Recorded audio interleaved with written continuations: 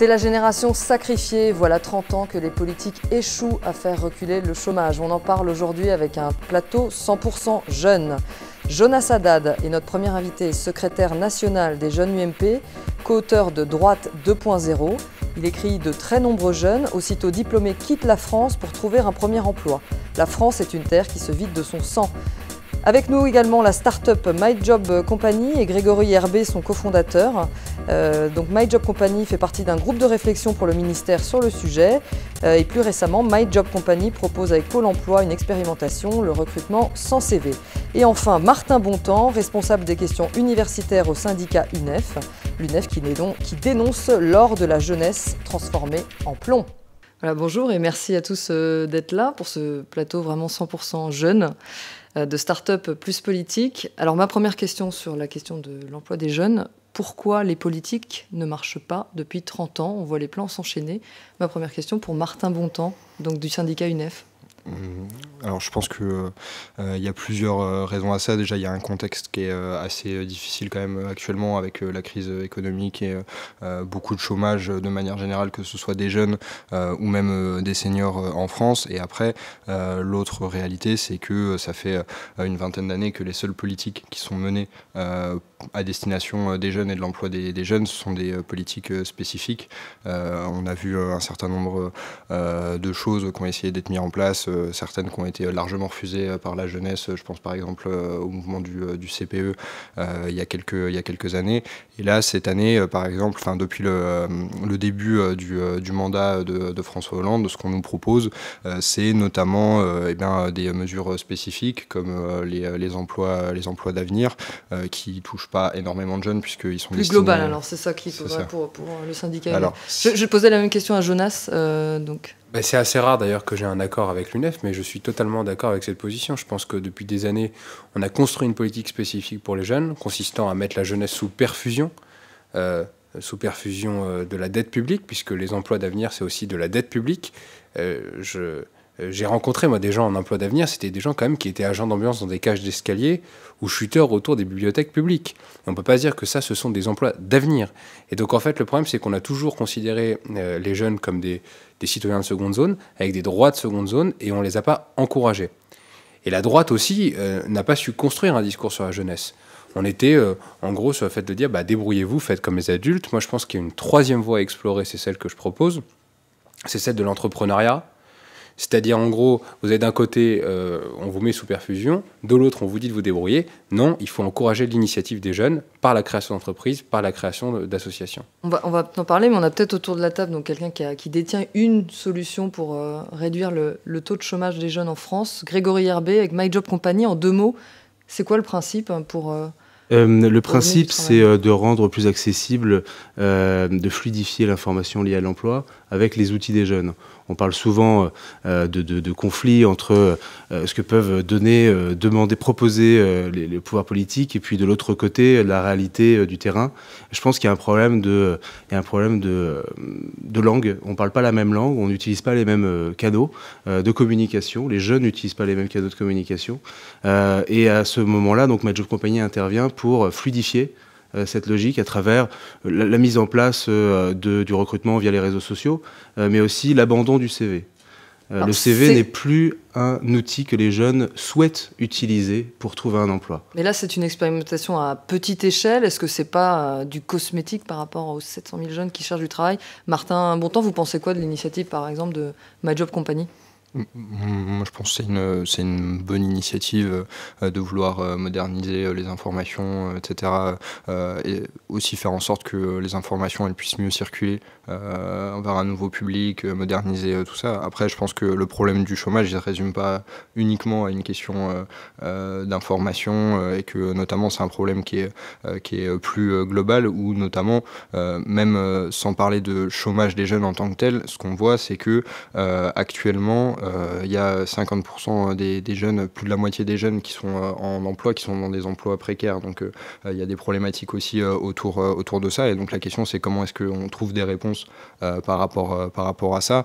Moi, je pense que c'est pas l'entrepreneuriat, par exemple, la solution. Je pense que c'est plus un accès aux droits communs pour les jeunes, avec des minima sociaux pour les jeunes, par exemple, et aussi le rôle de la formation là-dedans, où notamment à l'université, on doit faire en sorte que les étudiants puissent avoir accès à des modules de professionnalisation, savoir comment est-ce qu'on fait un CV, comment ça se passe un entretien d'embauche, ce genre de choses-là, pour pouvoir trouver des réponses à ce niveau-là, et après que les jeunes puissent avoir des emplois décents qui correspondent à leur niveau de qualification. Ça, c'est les solutions à la source, Jonas Haddad, sur les innovations comme My Job Company. Est-ce que c'est suffisant pour inverser la courbe ? Bien sûr, mais on voit d'ailleurs que le service public de l'emploi n'a pas rempli son rôle. C'est-à-dire, on a eu une fusion qui s'est faite de façon assez rapide pour créer le pôle emploi, et on voit bien qu'effectivement, la langue n'est plus la même que celle qui est parlée. Et les gens qui vous racontent leurs expériences au pôle emploi, notamment les jeunes, vous disent on nous comprend pas du tout. Sachez par exemple que le job de community manager n'était pas reconnu jusqu'à présent dans la nomenclature. Et donc là, effectivement, on ne parle plus le même langage si on ne connaît même pas l'existence de certaines matières. Et donc c'est une initiative qui est très intéressante. Justement, vous êtes sur le terrain, l'UNEF, qu'est-ce qu'ils disent les jeunes pour vraiment, quand ils sont en recherche d'emploi? Est-ce que le langage est vraiment différent, comme vous constatez? Ils ont besoin de nouveaux outils comme My Job Company. Oui, il y a besoin de mettre en place de nouveaux outils, de nouvelles méthodes de communication. Ça fait aucun doute. Enfin, on voit tout ce qui passe maintenant par les réseaux sociaux, par Internet, de manière générale. Bien sûr qu'il faut mettre ces outils-là en place. Mais encore une fois, je ne pense pas que ce soit l'alpha et l'oméga c'est pas ce genre d'initiative-là qui fera en sorte de faire reculer le chômage derrière. Ça fait partie des éléments qui sont importants à mettre en place. Mais aujourd'hui, le problème du chômage des jeunes, c'est le fait qu'il n'y a pas de travail en réalité de manière générale. Enfin, je pense pas qu'on puisse dire qu'il y ait un jeune sur 4 aujourd'hui qui a un problème de communication avec Pôle emploi, et donc c'est pour ça qu'il est au chômage et qu'il reste inactif actuellement. C'est un peu la question suivante que peut-être Grégory vous voulez répondre. C'est qui détient les clés finalement pour faire reculer le chômage? Est-ce que c'est l'entreprise ou le politique avec les emplois d'avenir? Je vais faire une réponse de Normand, je dirais un petit peu tout le monde. C'est-à-dire que d'un côté, l'entreprise doit avoir une possibilité de créer de l'emploi, avec bien sûr la possibilité de réaliser du chiffre d'affaires et du revenu, et pas que l'ensemble de ce revenu soit nécessaire à sponsoriser quelque chose qui ne marche pas. De l'autre côté, le politique doit permettre à l'entreprise de tout simplement lui permettre de recruter. Cette flexibilité dans l'emploi nous mine, nous empêche de recruter, car un CDI, c'est pire qu'un contrat de mariage. C'est-à-dire, pour une petite structure, on s'engage plus ce qu'on peut donner, tout simplement. Donc c'est une vraie prise de risque. C'est-à-dire, la prise de risque de l'entrepreneur, c'est créer une entreprise avec une idée. Il y a une autre prise de risque qui, là, est imparable. C'est le risque d'être à défaut avec les organismes sociaux. Alors justement, c'est le propos de Start-up Plus Politique. C'est la politique, pour vous, à l'UMP, qui peut inverser la coupe, ou c'est aussi l'entreprise? Non, la réalité, c'est que moi, je ne sais pas ce qui se passe, mais je cite l'UNEF, je cite François Hollande, mais je vais citer François Hollande qui, lors de sa dernière conférence de presse, lui-même disait clairement que c'est l'entreprise qui crée l'emploi. La création d'emploi se fait par l'entreprise. Après, notre rôle, c'est un rôle d'accompagnateur. On n'est pas là pour mettre des freins. Et le problème, c'est que ces derniers temps, les politiques ont mis des freins à l'emploi en se concentrant évidemment sur des mesures qui étaient anecdotiques, justement pour faire baisser la courbe du chômage. Et nous, on a une vision qui consiste à dire que si on est des obsessionnels de la courbe du chômage, de la faire baisser, du coup, on crée de l'emploi factice. Et on a tout intérêt en réalité à libérer la compétitivité de nos entreprises pour qu'on ait un emploi réel, plutôt qu'on ait des emplois factices qui soient maquillés en emplois d'avenir. J'ajoute là-dessus d'ailleurs, en termes sémantiques, c'est intéressant parce qu'avant, on appelait ça les emplois jeunes. Ça n'a pas fonctionné. On prend exactement la même recette, on appelle ça les emplois d'avenir. Pour ceux qui sont férus de littérature, ça ressemble à de la novlangue dans la science-fiction. On change quelque chose qui n'a pas fonctionné, et c'est ça qui est grave parce que les jeunes n'y croient plus. Et pendant qu'on parle, il y a une réalité, c'est les jeunes qui partent à l'étranger. Martin Bontemps, est-ce que vous l'observez, vous, sur le terrain universitaire, des jeunes qui sont tentés d'aller chercher du travail ailleurs? Alors, je pense que c'est relativement marginal, dans le sens où aujourd'hui il y a un problème globalement d'autonomie de la jeunesse, donc partir à l'étranger quand même, faut en avoir les moyens, faut en avoir l'envie, etc. Et ça, je pense pas que ça touche tous les jeunes qui aujourd'hui sortent par exemple de l'université. Et en plus, si on regarde par exemple les chiffres du chômage en Espagne, où aujourd'hui le chômage des jeunes il s'élève à 40%, il n'y a pas plus de travail à côté de chez nous. Ou alors on peut prendre l'exemple de l'Espagne, où pour s'en sortir, c'est des jeunes qui doivent accumuler 1, 2, 3 boulots par semaine pour pouvoir avoir de quoi payer un loyer tous les mois. Donc je pense pas qu'en réalité il y ait des grandes aspirations à partir à l'étranger. Alors bien sûr il y en a qui vont partir, ça, comme c'est le cas dans tous les pays, etc. Et je pense que c'est normal qu'il y ait une mobilité à la fois des jeunes mais des travailleurs en général, mais c'est pas la majorité. La fuite des cerveaux n'existe pas en France. Elle existe ou pas, la fuite des cerveaux, My Job Company? Est-ce que vous l'observez? Elle est présente, elle n'est pas plus importante qu'avant. Justement, il faut même l'encourager à partir du moment où ces gens-là ont envie de revenir. Mais il faut leur donner envie de revenir. C'est-à-dire aller prendre une expérience aux États-Unis, en Inde, partout dans le monde. Le français ne l'a pas assez fait, justement. Et c'est pour ça qu'aujourd'hui, il manque de compétitivité dans ce monde qui est internationalisé et d'autant plus rapide que l'Internet se développe. Il faut encourager les gens à aller à l'extérieur, créer de la richesse pour pouvoir revenir dans leur pays, parce qu'on revient toujours à un moment ou à un autre, pour pouvoir faire participer les autres à cette richesse, qu'il soit intellectuelle ou financière. Réinvestir dans son pays, c'est quelque chose qui se fait, mais pas assez. Vous êtes peut-être tous aussi d'accord pour dire le vrai problème, c'est peut-être une question de mentalité aussi. Les jeunes vont chercher une autre mentalité à l'étranger. Est-ce que vous êtes tous à dire qu'il y a un gap génération ou c'est l'absence d'offre le problème? Est-ce que c'est les mentalités qu'il faut changer avec le regard qu'on a sur les jeunes? Peut-être Jonas Haddad sur la question de D'abord sur la question de l'émigration, puisque moi c'est comme ça que je l'appelle, c'est l'émigration. J'étais un des premiers à soulever le sujet à l'UMP parce que j'ai dit toujours qu'on était des obsédés de l'immigration et pas assez de l'émigration. Ce qui fait que les jeunes partent. Et au contraire de vous, moi je suis persuadé qu'il y a un vrai changement dans ce qui se passe, et c'est les sondages qui le montrent, et qui ne sont pas faits par l'UMP, mais par des observatoires indépendants. Il y a 2 ans, 13% des jeunes diplômés voulaient partir. Aujourd'hui, c'est 25%. On est quasiment à un doublement des jeunes qui veulent partir, et c'est pas sur les grandes écoles, c'est pas uniquement sur les quartiers privilégiés, c'est aussi sur les quartiers populaires. Et donc il y a une vraie fuite qui est en train de se passer par de la mentalité. Et vous parliez tout à l'heure de la mentalité. Et ce qui est extraordinaire, c'est que quand les jeunes sont en France, on leur donne tout ce référentiel finalement de gauche, sur les acquis sociaux, sur leur capacité à avoir un chômage, un SMIC, etc. Et puis, d'un seul coup, quand ils vont dans d'autres pays, ils acceptent totalement la flexibilité, ils acceptent totalement la souplesse, et donc on voit bien qu'en réalité, ce qu'ils recherchent, c'est ce qu'ils n'ont pas en France, et qu'on leur a appris depuis des années à être dans des schémas rigides et contraints, et que les jeunes, ce qu'ils ont envie, c'est de se développer, de créer, d'entreprendre et d'innover. C'est trop rigide en France, Martin Bontemps? Je pense pas que ce soit trop rigide.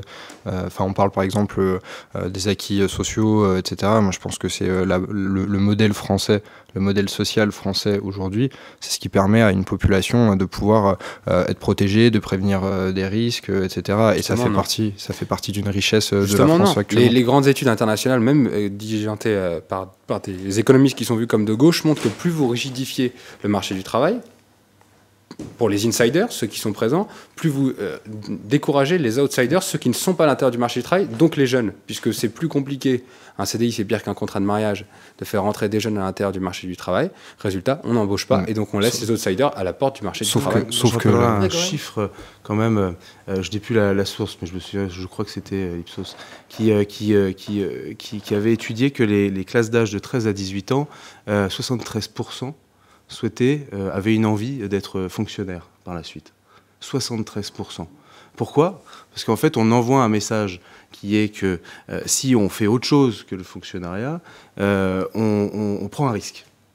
Un risque qui est de moins en moins cadré par les dispositions d'acquis sociaux.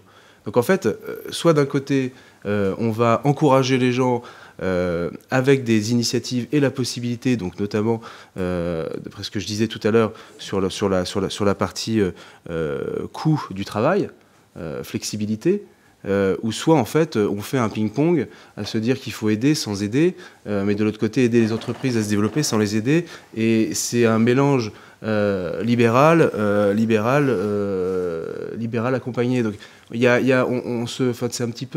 c'est un petit peu deux visages. Martin, on n'encourage pas assez les jeunes sur le terrain à prendre des risques, à dire allez-y, on vous accompagne ou... Mais enfin, c'est pas, en fait, le problème, il est pas allez-y prendre des risques. C'est est-ce que aujourd'hui, quand on a 25 ans, qu'on sort des études de l'enseignement supérieur, par exemple, diplômé, est-ce que on veut encore passer 5-10 années de notre vie à enchaîner des travails précaires, à enchaîner de l'intérim, à enchaîner des stages, etc. Moi, je pense pas que ce soit les aspirations de la jeunesse aujourd'hui. Je pense que si les jeunes aujourd'hui, ils font des études, c'est pour avoir un niveau de qualification derrière et d'avoir un travail stable derrière qui leur permette de fonder une famille, enfin de faire ce qu'ils ont envie de faire derrière. Et aujourd'hui, on ne répond pas à cette demande des jeunes, et c'est ça la problématique aujourd'hui qu'il faut cibler. Et ne serait-ce que sur la question du modèle économique, moi je veux pas rentrer dans une guerre des chiffres de savoir est-ce que l'idéal c'est eh bien qu'on flexibilise le marché du travail jusqu'au bout pour que tout le monde ait un emploi sans aucune prévoyance sur la retraite, sur la santé, sur l'assurance chômage, etc., ce genre de questions-là. Moi, je pense qu'il y a quelque chose à faire de global sur la question pour que, à la fois, les gens ils aient des travails. Tout le monde a essayé d'un peu d'apporter sa réponse globale. Est-ce que vous n'êtes pas, en tant que la jeune génération, désabusée qu'à droite comme à gauche, il n'y a aucune solution qui n'ait marché? Est-ce que... Moi, je pense qu'il y a une solution qui était en train de marcher et qu'on a mis sur le côté de façon un peu bête. C'est les solutions d'alternance et d'apprentissage. Il faut regarder avec notre voisin allemand, qui a beaucoup d'autres défauts, notamment les mini-jobs, etc. Mais on voit bien que la tranche des jeunes Allemands qui sont au chômage, elle est très faible. On a moins de 10%. Pourquoi ? Parce qu'ils ont mis en place ces alternances, l'apprentissage depuis de très nombreuses années. On avait commencé à le faire, malheureusement, les crédits qui étaient sur l'alternance et l'apprentissage sont passés aux emplois d'avenir. Et donc, je pense que c'est des éléments essentiels à conserver, et que si demain la droite devait revenir au pouvoir, il faudrait mettre l'alternance, l'apprentissage et l'entrepreneuriat, la troisième brique du modèle, au cœur de notre politique pour l'emploi des jeunes. Comment est-ce qu'on peut trouver un emploi aujourd'hui en France quand on a 25 ans ? Si chacun, vous deviez donner un conseil, Martin, aux jeunes de la rue, vous avez vu qu'on est un peu en dehors de Paris. Il y a tout de suite une différence. On a la discrimination à l'emploi, tout ça. Quelles sont vos réponses ? Déjà, en dehors de Paris, moi j'habite dans le 18e, donc je les vois aussi, les jeunes, tous les jours. Je pense qu'il y a plusieurs réponses à ça. Il y a déjà l'accompagnement via les missions locales, etc., qui est très important parce que c'est des jeunes quand même qui sont, entre guillemets, exclus du système actuellement, et donc il faut les réinsérer dans le système pour qu'ils trouvent un travail derrière. Et après, face à la discrimination qu'on peut connaître en emploi, je pense qu'il y a plusieurs réponses. C'est à la fois mettre en place des modules de professionnalisation à l'université, mais aussi qui sont disponibles pour les jeunes non qualifiés, pour savoir comment faire un CV, comment faire un entretien d'embauche, etc.